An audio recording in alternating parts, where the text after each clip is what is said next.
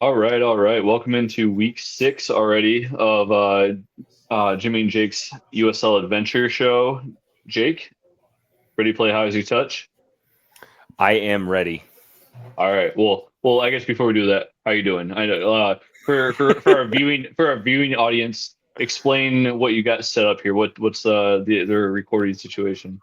Well, I'm currently in my den, chilling with my boy Andy. Um, My I boy. I am currently hanging on by a thread along with Locomotive superfan Bella. She's got her scarf on. We are watching El Paso take on New Mexico United in the first ever U.S. Open Cup Derby del Camino.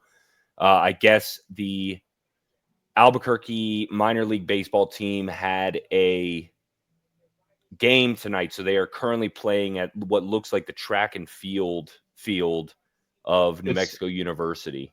it's actually their soccer complex too, but yeah, I think it's Oh, it all is. like a shared. Yeah, yep. Okay, yeah. So they're currently playing. El Paso went down 2-1, and in the dying minutes of regular time, again, my boy, not a nepo baby, a nepo man, Andy Oh Cabrera man. scored a last second goal to send us into extra time. So for those of you who follow along, watch the video on YouTube, you might see Jake reacting um here as extra time goes on. But let's play a quick game of How's Your Touch. So again, just testing your USL knowledge of, random and random questions, if you will. All right. How many USL championship clubs have been announced, and can you name them? And by announced, I mean like they are planning to join the league. So this is championship sides or USL? Just championship sides, not USL. Okay, so my hands are up, not googling. In our I think you gave me a hint in our pre-show discussion, so I'm going to say Milwaukee. We have Milwaukee Pro Soccer, Okay. Buffalo. Buffalo's too. All right. I'm gonna give you one more minute because there are a number.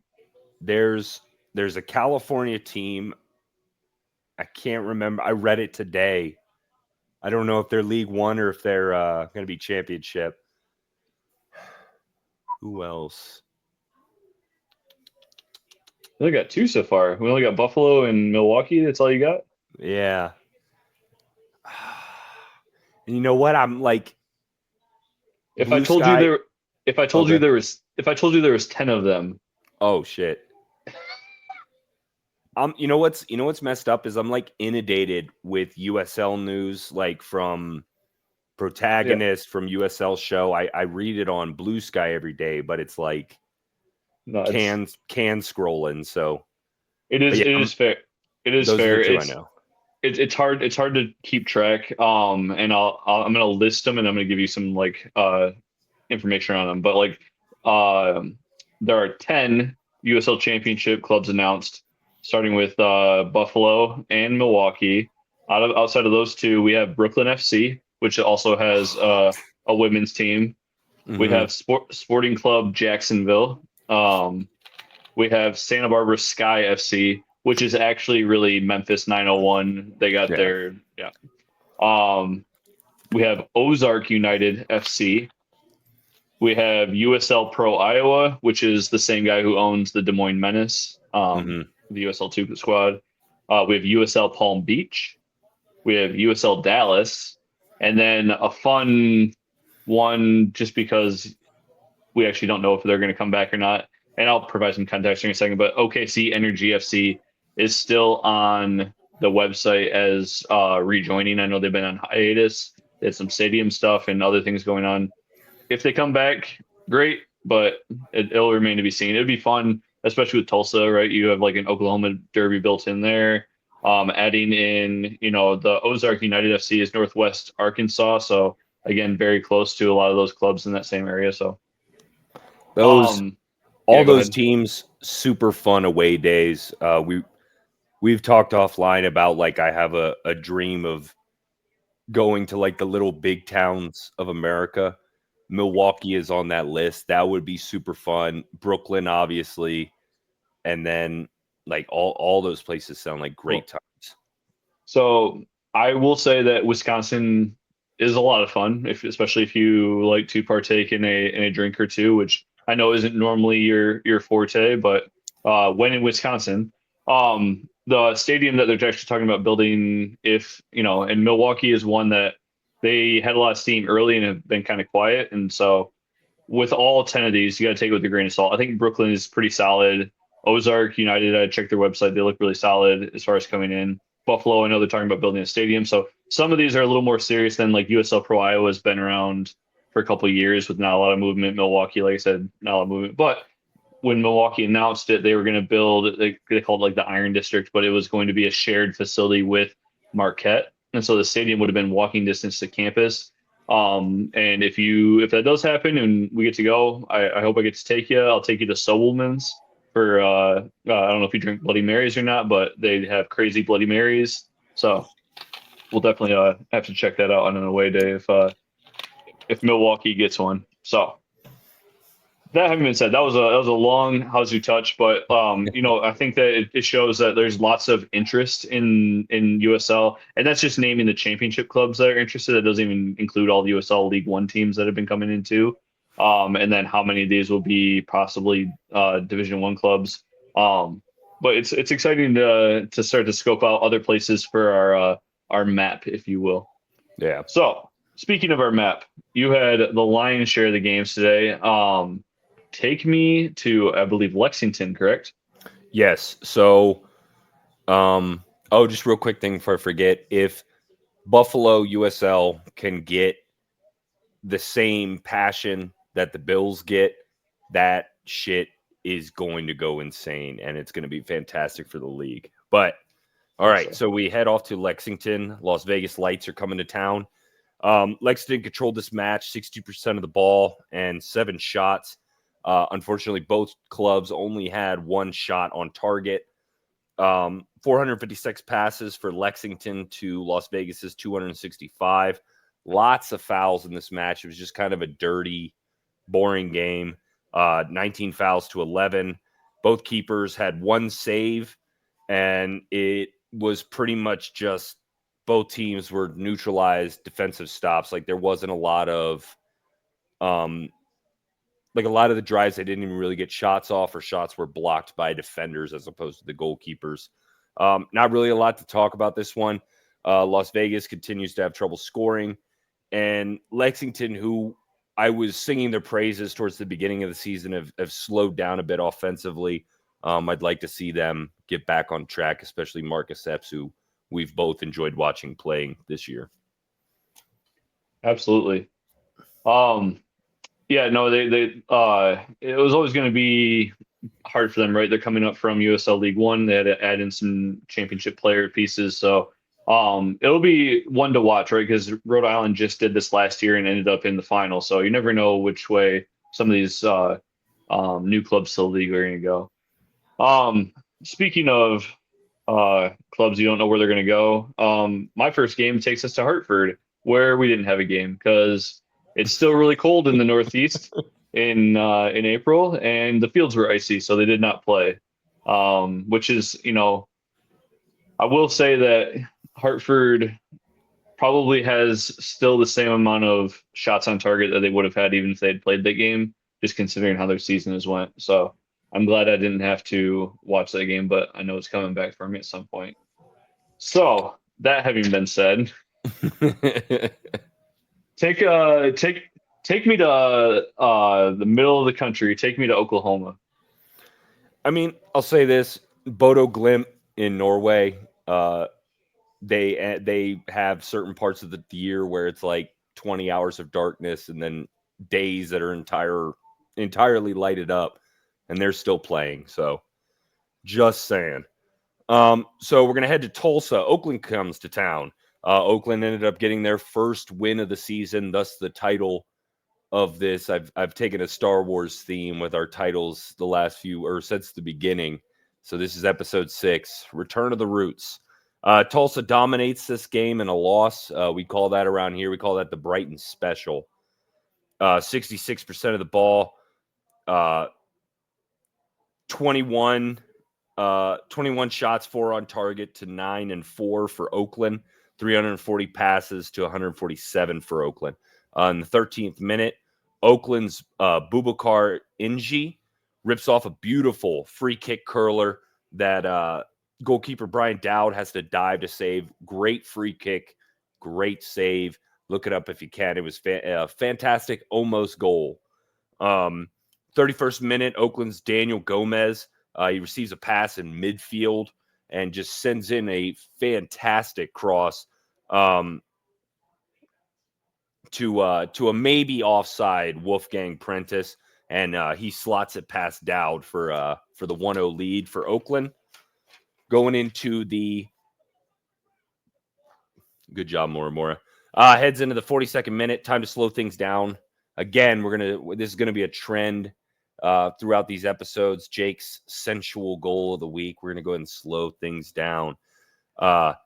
Tulsa's Khalil El Medkar, just kind of nonchalant pass to Owen Dom.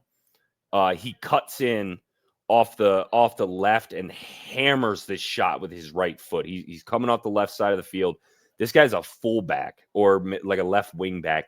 Cuts in, hammers it right foot, and he goes near post. But this shot is such a fucking piss missile that the goalkeeper has nothing that he can do about it. I'm surprised there weren't like singes on the net after this. He hammers this. And then Lamar Batista, the center back for Tulsa, comes up. And if you watch the celebration, it's kind of weird. Comes up and he slaps the top of Dom's head. And then he like pats him on the cheek like that.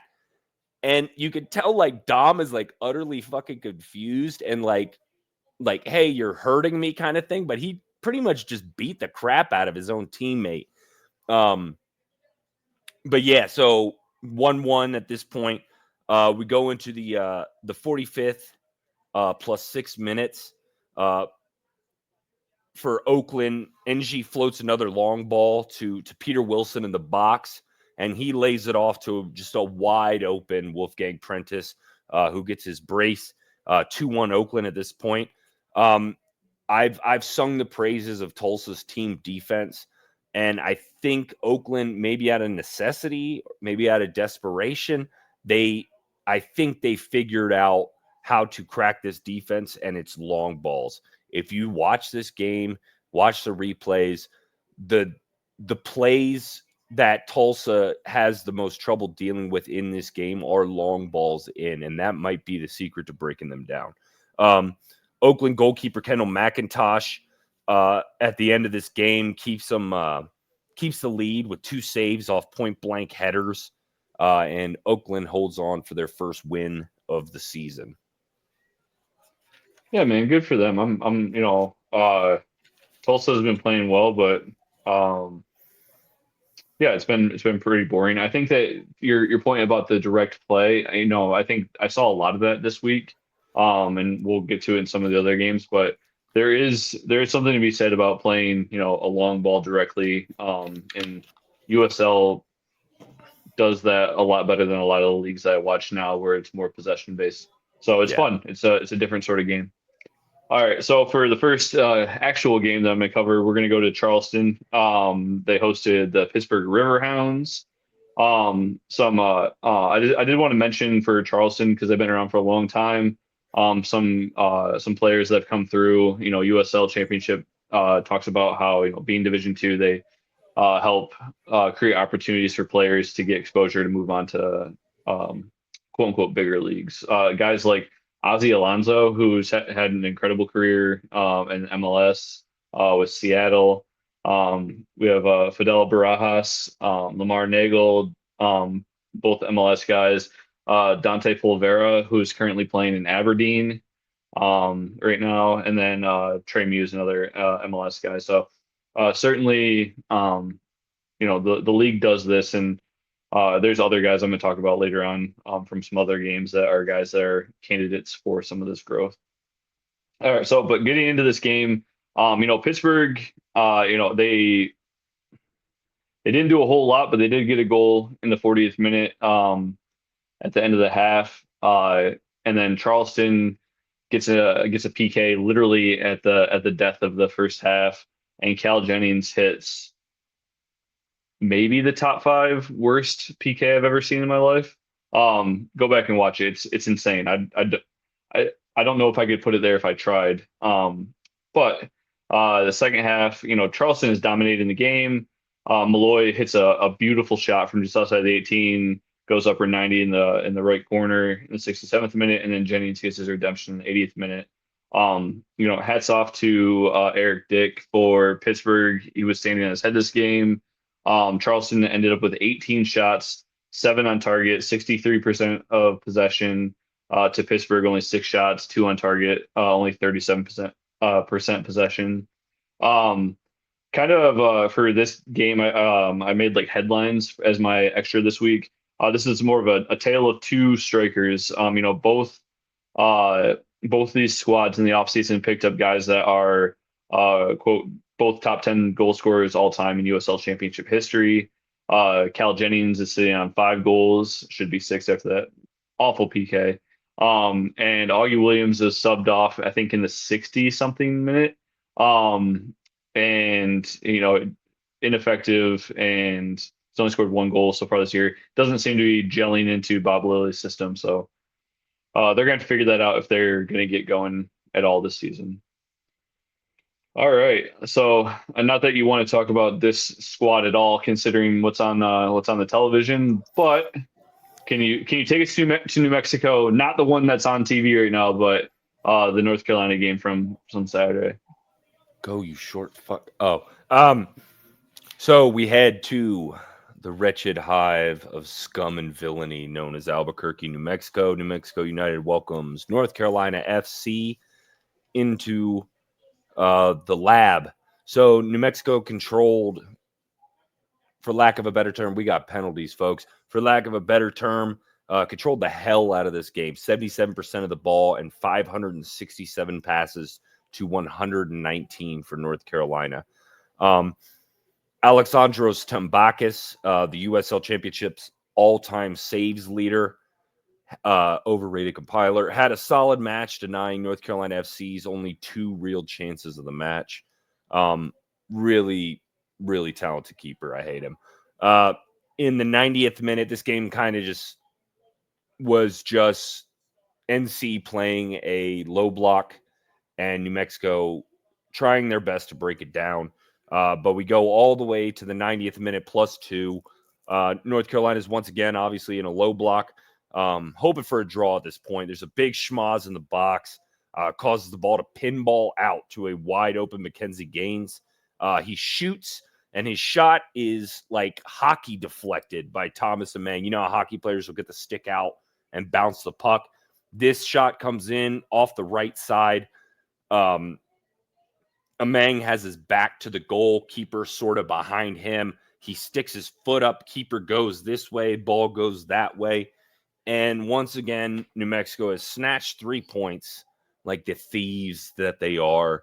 1-0, and New Mexico continues a very solid run in the Western Conference. Snatch is harsh considering, I think, what did you say, they had 73% possession in that game? Couldn't break down a low block. Figure it out, guys. I'm not even 100% sure that North Carolina made the trip to New Mexico, considering the stats I saw in the game. All it right. was just that, like if you're gonna, the thing about like these low block teams, if you're gonna low block, at least have a counterattack.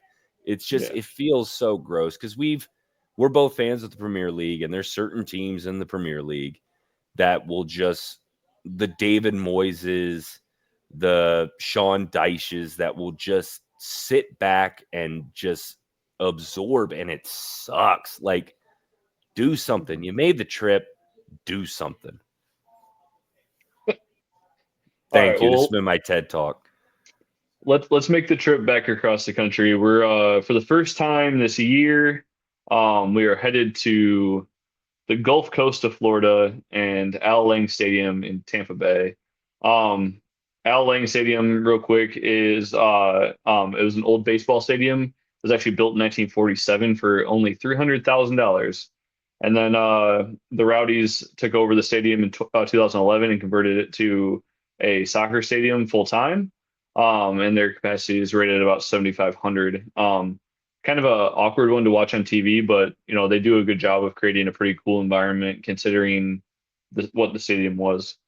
Um, so getting into this game, Tampa Bay struggling, and I don't know if I want to highlight them struggling here versus how good is Loudon? Like they were like this game, they were fun to watch. The way they connect passes and everybody's super confident with the ball at their feet.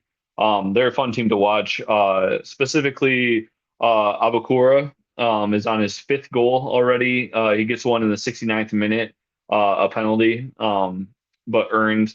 They didn't score till the 69th minute, but they had a ton of pressure in the first half. Just couldn't get a goal. Tampa Bay kind of got away with it. But they get the goal in the 69th, and then Leggett puts one in the 85th minute. And then Pachias adds one in the stoppage time for Tampa Bay to salvage a goal. But a ton of activity in this game, right? We had 15 shots, 5 on target, 52% possession for Tampa Bay, as you might expect at home. But Loudon, again, 14 shots, 6 on target, 48% possession. Um, and really, I think the headline for this game for me is alarm bells for Tampa Bay, right? They only have 4 goals now in 5 games. The big player they brought in was Ali Bassett from the Canadian Premier League. He had been the Golden Boot winner in 2003, the MVP of the Canadian Premier League, excuse me, the Canadian Premier League in 2022. But so far he has 0 goals, 0 assists, and 3 yellow cards. So probably not what they were hoping for when they signed him. So that does it for us in Tampa Bay. So from one bay to another, where are we going next? So we're heading to Northern California for Monterey Bay, taking on Colorado Switchbacks. Switchbacks' crappy season has continued. Great first penalty from the Locomotive. Colorado's crappy championship defense season has. Oh, he blocked it into his own net. Continues. Pretty even match possession. 46 to 54%. Colorado with the 54%. 270 passes to Colorado's 343. Monterey Bay had 8 shots, 5 on target. Colorado had 15 with 7 on target. Monterey Bay's goalkeeper, Nico Campuzano, had a really strong match. 6 saves, 3 of them diving, 2 in the box. He held them in this game, especially late. In the 36th minute, a Monterey Bay long ball is sent towards Elijah Paul. Colorado's corner or center back, Matt Mahoney, intercepts it. More just blocked a penalty. Okay. Intercepted with his head. Sort of the ball comes. He's kind of like twisting, heads it over or heads it back. It goes high. It doesn't go far. And Adrian Rebelar locks onto it, heads it in. Monterey Bay up 1-0. 42nd minute, Colorado answers back. Justin Dillon continues his hot streak. 4 goals in the last 3 games. He taps in a fantastic pass from Herbert Endele. This almost didn't get called a goal. It took the linesman a second to get their attention and say it was a goal. It kind of goes across the line.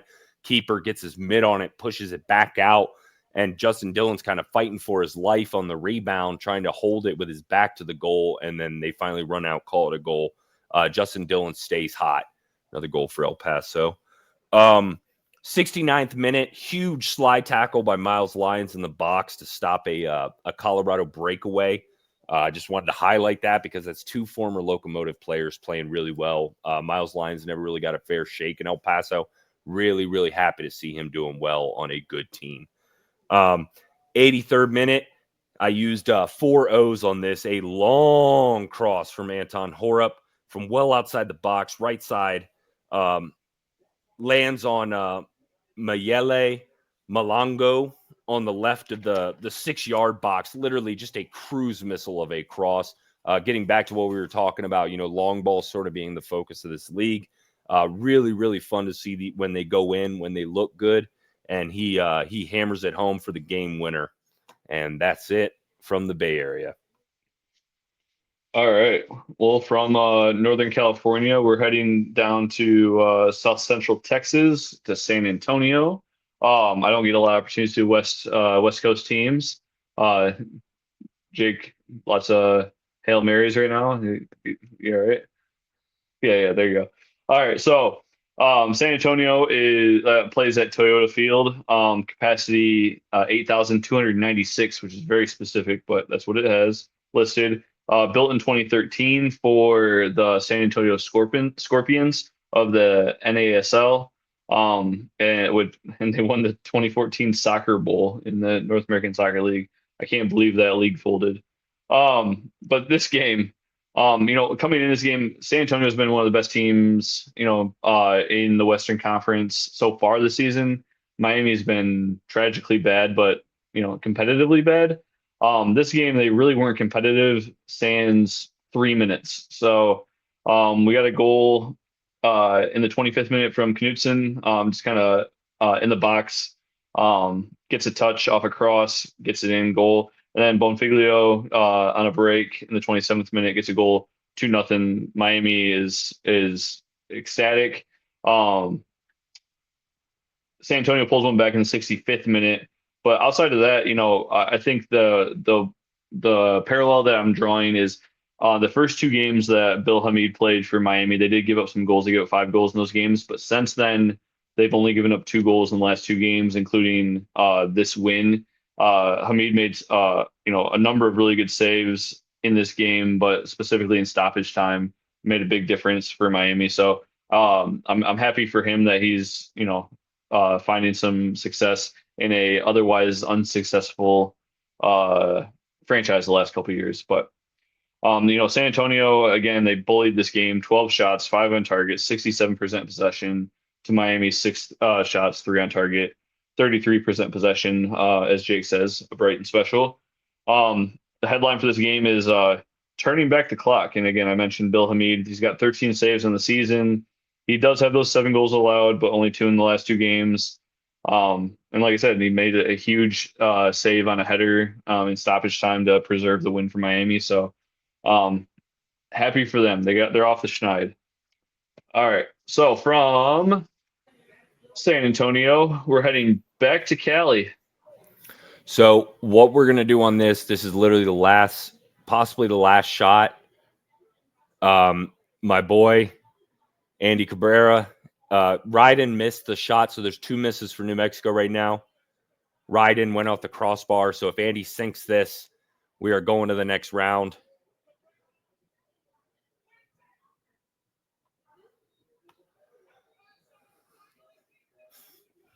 Oh my God. Sorry. Oh, there it is. We're gonna get hit with that. I've been waiting for it. I just want to name. I want to call out New Mexico players by name, and I want to tell them that they're trash. Daniel Bruce, you are trash. Mackenzie Gaines, how about you try to gain some wins, ya bum? Who else? Oh, Seymour, you had a little attitude at the beginning of the game. Will Seymour, how about you Seymour L's, ya bum? Maples, can't think of anything with Maples. Bum. Shanks, the goalkeeper. I kind of like you, man. You're a big boy playing football. Respect. Like it. Rivas, you suck. Bailey, trash. Vargas, how about you vargle these nuts? All of you involved with that. The guy on the megaphone from The Curse, as I said on Blue Sky, shut the fuck up. Sincerely, your biggest hater. You can't sing. You sound like crap. Your chants are ass. Somos unidos. Somos these nuts. We won the first ever Derby del Camino in the U.S. Open Cup. We come to your home. We take your shit. We run you, my boy. As I said before, last minute, he's not a Nepo baby. He's a Nepo man. We run you. El Paso. I hear you guys saying El Paso's a dump. I've been to Albuquerque. They ought to call it New Mexico United. Dump. Who else subbed in for you? Zalelum. Who the hell is that? Ryden. You missed your PK, you bozo. I almost named you player of the week. But after that performance, I just couldn't do it. Pondeca. Suck my Pondeca. You guys are garbage. Enjoy the short ride home. And I hope it's as bumpy and miserable as possible. And to the curse, I hope all of you step on dog shit on the way home and slip and fall and injure your coccyxes. Vamos, Locomotive. Okay, back to our originally scheduled program. We head to Orange County. Orange County welcomes Sacramento into town and beats them 2-1. Sacramento controlled the match with 59% of the ball and a whopping 65% in the second. Orange County only had three shots total with one on target. How do they score 2 goals, you say, Jake? You'll find out later. Sacramento actually had 17 shots with 6 on target, still not able to win this game. Orange County's Ethan Zubak is a player that has really impressed me this season. He started this match off hot. Multiple chances for him. And then in the 18th minute, Orange County's Liam McKinnon goes to work on the left wing, shakes his defender, and sends the ball into Kyle Scott, who then finds Zubak, who slots it home. I've been going over, like, trying to find out what exactly this goal is called, because when Danny Vitello, he gets his body to it, but it snaps up off his body, off his head into the goal. Fatma both calls it a goal for Zubak and an own goal for Vitiello. I'm going to go ahead and give the goal to Zubak. I think he earned it on that one. So Orange County goes up 1-0. In the 40th minute, Zubak sends another shot off the crossbar. He was hunting in this match. He had a really, really good one. 48th minute, Orange County's Bryce Jameson gets the ball on the right of the box and attempts a cross. He's kind of driving, attempts a cross. Sacramento's 17-year-old midfielder, Blake Wiley, slides in to block it and ends up sending the ball past Vitiello for an own goal. So that's how we got 2 goals from Orange County with only 1 on target. Really, really rough. Vitiello, it's one of those, I mean, I'm sure it's happened to you, the ones where you just kind of you're trying to go one way, you realize it's not going that way, and you just sort of have that freeze position. So yeah, Orange County at this point up 2-0. 56th minute, Sacramento's Jaron Timmer sends a cross into Juan Herrera, bounces the header in. This is a really, really weird goal. The header, it comes off him, bounces, and then goes in. Really weird one because Timmer's a center back. Nobody closes in on Timmer. And Orange County's keeper, Colin Shuttler, he seems to kind of glitch on this one. Kind of a late jump on the save. And we end up with a 2-1 game at that point. In the 75th minute, Shuttler makes up for the glitch with a great block on a Russell Cicerone shot to keep the lead.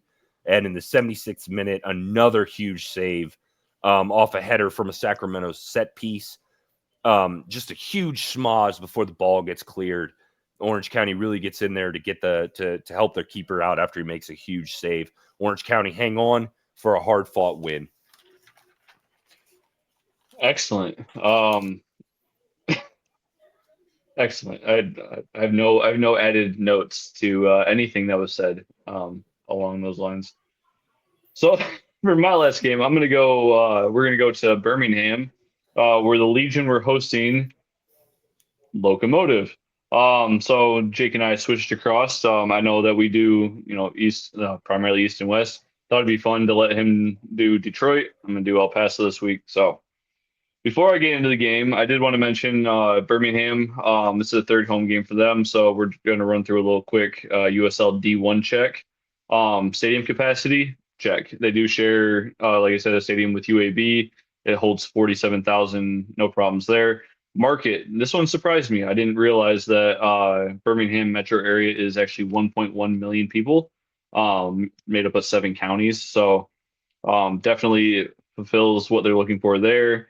And then ownership, I put a check because I couldn't find like one guy that looks like a conglomerate of gentlemen, including Enrique Cerezo, who is the president of Atletico Madrid, which no idea that he was invested in USL Championship, but something new every day. All right, going back into this game, started out great for you guys.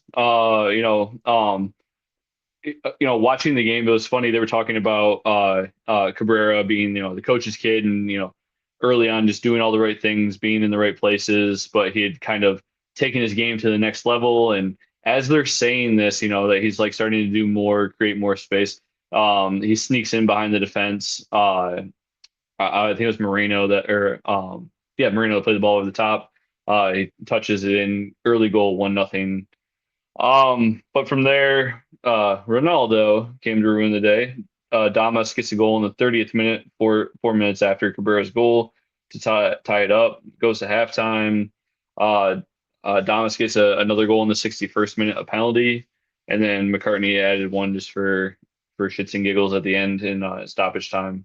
So 3-1 win for the Legion. Kind of a rough one for El Paso. Birmingham is tough customer because they have so much offensive firepower coming at you, but they don't necessarily do a great job of stopping you. And like I wanted to, like I said, I mentioned USL Championship being a youth pathway. Birmingham for every single game so far this season, their starting center back has been 16-year-old. Oh gosh, I'm gonna get his name wrong. It's in my power rankings. They have a 16-year-old kid starting there. He's a good kid. He works hard, good player, but he's still 16. So there's going to be mistakes and growth there for him. But in this game, Birmingham had 9 total shots, 6 on target, 45% possession. El Paso actually had 11 shots, but only 3 on target, 55% possession. The headline for this one, before we even talked about your comment, Nepo baby strikes again. So Cabrera with a goal and a losing effort, that takes him to 3 on the year in only 6 games.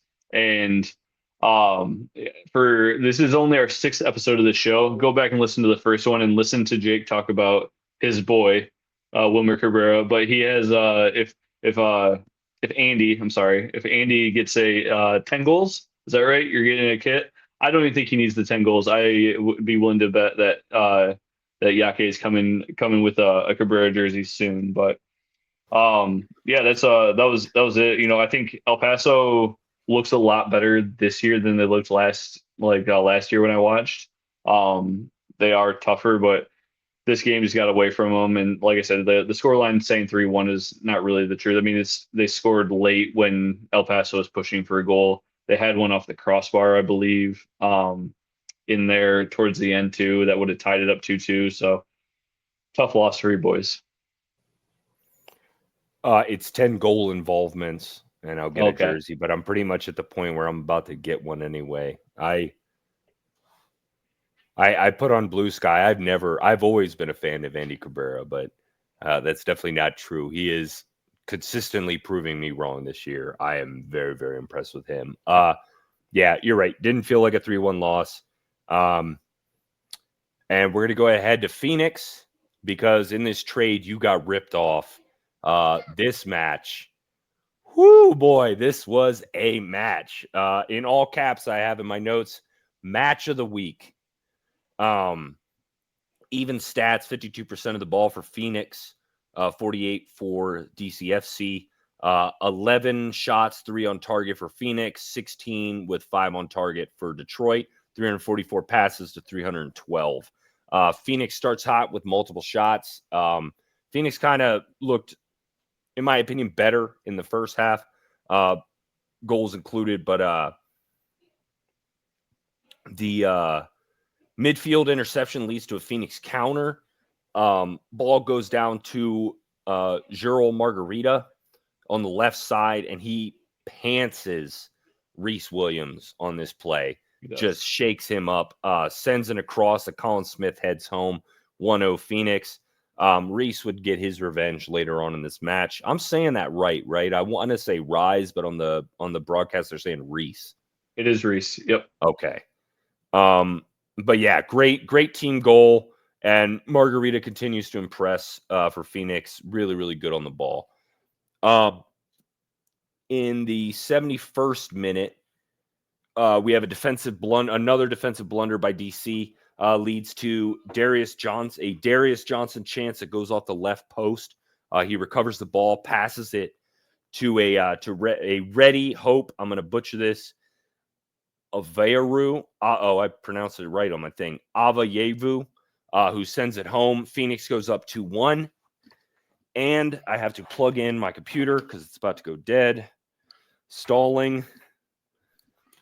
Oh man, well, this is just a little teaser moment, because what he's getting to is what was really I don't want to say a boring game. It was a good game. It reminded me, well, this might be too much. It reminded me of like an abbreviated version of the World Cup final, where like for 80 minutes of the Argentina-France game, it was largely boring, and then the end of the game happens. Yeah. So I use this phrase that Le Batard fans would be familiar with last week, so I'm going to use it again. 87th minute, strap it on, Jim. Going to take you for a ride. Reese Williams gets his revenge on this, sends a curl, as I put in my notes, a curling cruise missile directly onto a running Darren Smith for a volley. He gets up for this ball to put his foot on it. Fantastic. We get a 2-1 score line. No big deal, right? Wrong. Reese also did that with his non-dominant foot. He moved from the right to the left side through substitutions. Fantastic ball. He just sends this thing like he got locked on and sends it in. Literally 2 minutes later, 89th minute, it's Smith again. Phoenix can't clear a Reese Williams pass. Reese, I guess, took the pantsing personal and made it his personal mission to fuck Phoenix up. Can't clear Reese Williams pass. Smith collects it and gets his brace. In the 90th minute, we're gonna have another sensual goal moment. We're gonna slow this one down again. We need to talk about this, and tell me if I'm pronouncing this wrong. GCL? Jessiel? Yeah, I would say JCL. Yeah. Okay, Jessiel Cedeno goal. The man, it's 2-2. You could rest on your laurels if you want.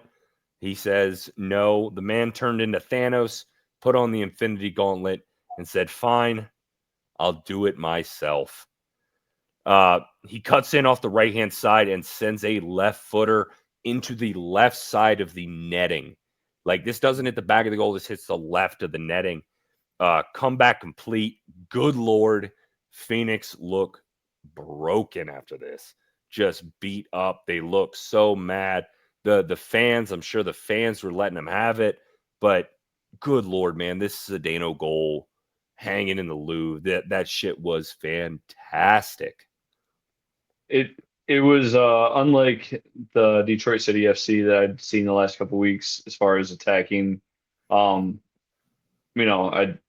obviously I'm happy that Smith's getting some goals. He's got 4 now in the season, so I just need him to keep moving that forward. I think I messaged you that my wife was in Tucson last weekend, and she actually flew out of Phoenix, which doesn't make sense, but when she was in the airport, actually ran into a couple of players from DCFC, and I was like, oh yeah, like, what did you think? What was your impression? She goes, oh, they were very good looking, and they knew it. And I was like, oh, it seems right. Okay, but no, yeah, I'm super pleased. I don't feel like I got cheated. I still got to watch the game, and it's a nice win. So, um, But that does it for the games. So we'll go into our watches here. So I'm gonna start. The For the Nate Steinwasser Gold Glove watch. It was OLI this week. He stands alone right now. It is Reiko Arozarena. He has 3 appearances this year. He has allowed no goals with 3 saves. So three straight shutouts for Las Vegas. Yes, they have a scoring problem, but when he's in goal, they're not worried about getting scored on. So that's all that matters. So he is number 1 right now in the Gold Glove watch. He's really good. All right. So it only took to week 6 to come up with a name for this. I have done my research. As I was talking about in the game notes, I couldn't call this award the Didier Drogba Award. I couldn't call it the Alphonso Davies Award. I wanted a league, someone who played in this league for a long time. And we are unveiling officially the Canardo Forbes Player of the Week. Forbes is a recently retired Jamaican international, one match Jamaican international, who spent 10 seasons in the USL Championship with over 295 appearances with Rochester and Pittsburgh. He also holds the record for most assists in the league with 45. So from here on out, the award shall be named the Canardo Forbes Player of the Week. And the winner this week is Oakland winger Wolfgang Prentice. 2 goals on 2 shots to help Oakland finally get a win. Congrats, young man. You deserve it. The award's in the mail. Yes, for sure. Well, that does it for this week. I did want to note I got my friends here in the Northern Guard in the image behind me. Rhode Island comes to town this week at Keyworth. Maxi Rodriguez comes home, uh, joined us back in the NISA days, stayed for a couple years, really helped us get in the USL Championship. I would expect nothing but love, but you never know with those guys. So we'll see how it goes, but it should be a good game this weekend. So All that right. should do it for us, man. I'll see you next week. Yes, sir. We'll do it again. And as usual, vamos locos. Y'all have a good night or a good day when you see this. Good day. Peace.